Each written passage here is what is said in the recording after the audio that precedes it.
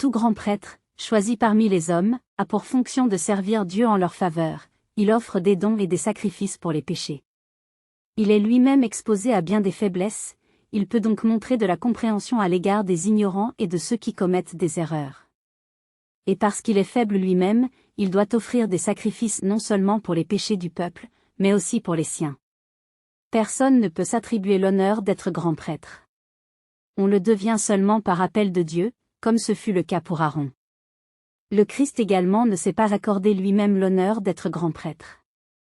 Il l'a reçu de Dieu, qui lui a déclaré, « C'est toi qui es mon fils, à partir d'aujourd'hui je suis ton père. » Et ailleurs il a dit aussi, « Tu es prêtre pour toujours dans la tradition de Melchizedek. » Durant sa vie terrestre, Jésus adressa des prières et des supplications, accompagnées de grands cris et de larmes, à Dieu qui pouvait le sauver de la mort. Et Dieu l'exauça à cause de sa soumission. Bien qu'il fût le Fils de Dieu, il a appris l'obéissance par tout ce qu'il a souffert. Après avoir été élevé à la perfection, il est devenu la source d'un salut éternel pour tous ceux qui lui obéissent.